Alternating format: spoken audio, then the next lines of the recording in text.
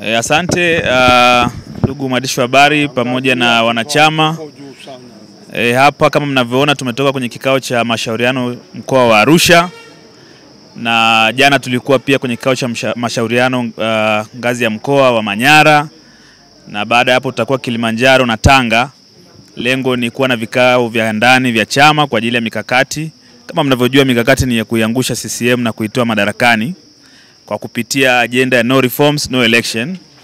Lakini pia kuanzia tarehe 29 mwezi huu mpaka tarehe 3 mwezi wa 5 tutakuwa na operation itakayoendeshwa na mheshimiwa mwenyekiti wa chama taifa kwenye kanda yetu pamoja na makamu mwenyekiti wa taifa. Kwa hiyo vikao hivi ni vya maandalizi kuhakikisha kwamba tunapokea ziara ya mwenyekiti wa taifa na tunaunga mkono jitihada zake zote na za uongozi wa taifa na kamati kuu kuhusu agenda muhimu za kitaifa ikiwemo no reforms no election, tone tone pamoja na stronger together. Lakini pamoja na hilo ningependa pia nitoe ufafanuzi juu ya mambo machache. Kwanza ni waalike sana watu wa Kaskazini. Kaskazini ni ngome ya upinzani, ni eneo muhimu la Chadema. Ni waalike wananchi wote wa Kaskazini kwenye ziara ya mwenyekiti wa taifa pamoja na makamu mwenyekiti.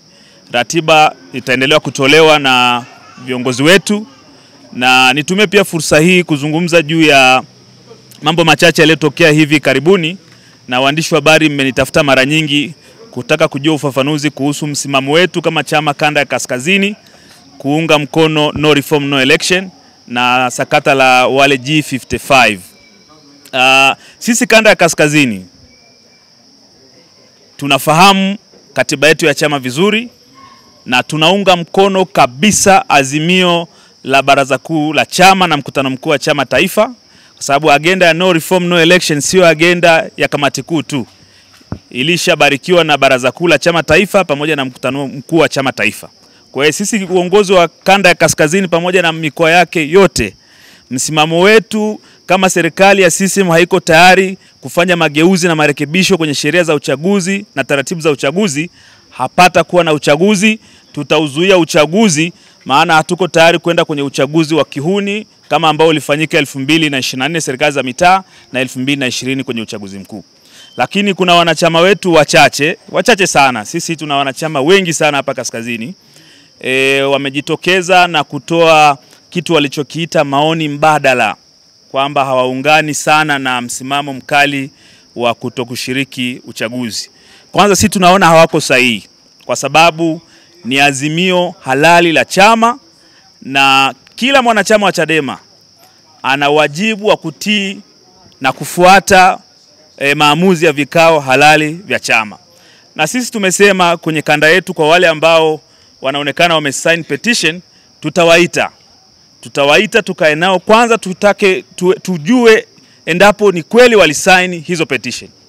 Na bahati nzuri baadhi yao wamejitokeza hadharani kwenye press conference. Kwa hiyo kuhusu wale hatuhitaji kuthibitisha kwamba wamesign, lakini wako walionyamaza kimya, tutataka kujua walisign. Baada ya hapo tunataka kujua dhamira yao ni nini, wanapingana na maagizo ya chama au wana maoni mbadala kama wanavyosema, kwa sababu sisi tumefuatilia kwa umakini zile press, tunaona hakuna dhamira njema.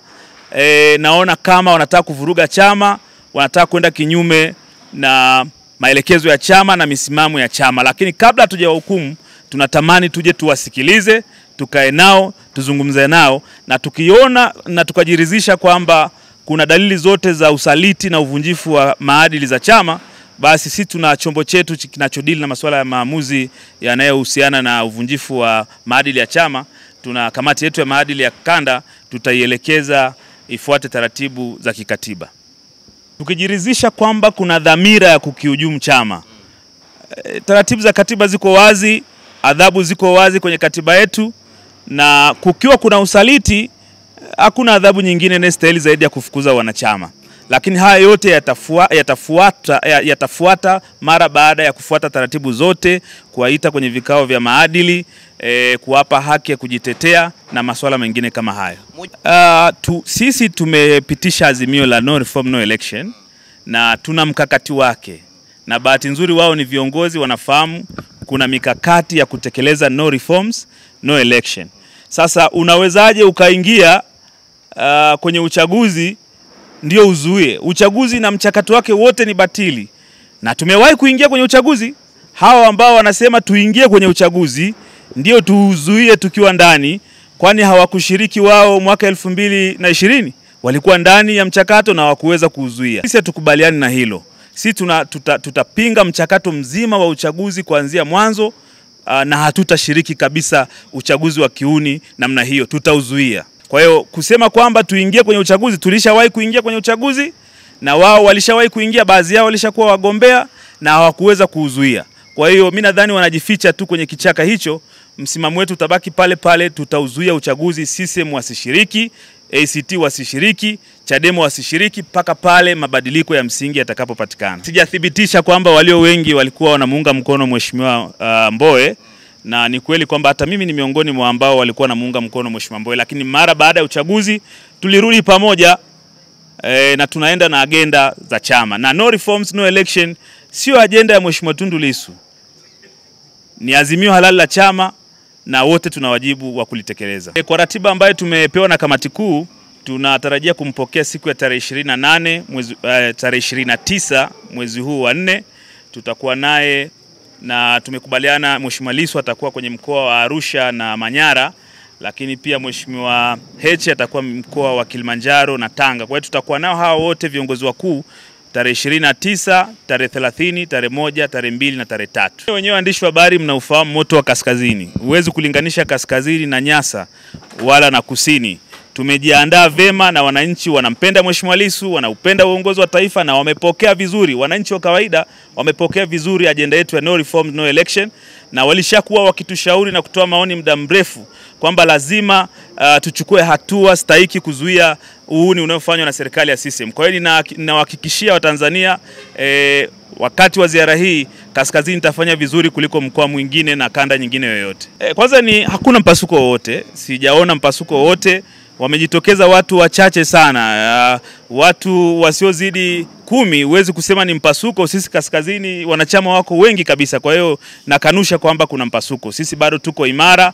Kuna watu wachache wamejitokeza, wameonyesha maoni mbadala, na sisi tumesema tutachukua hatua zinazotakiwa katika mazingira hayo. Lakini kwa wanakaskazini wote nitoe wito kwamba tumepitia michakato ya chaguzi. Kuanzia mwaka 2019 tumeshuhudia uchaguzi, 2020, baada ya 2019 tulifikiri serikali ya CCM watabadilika, tukaingia 2020 tukawapima kwa mara ya pili, 2024 tukawapima tena kwa mara ya 3. Tumejiridhisha kabisa CCM hawako tayari kwenda kwenye uchaguzi huru na wa haki. Hatuhitaji kupima mara nyingine.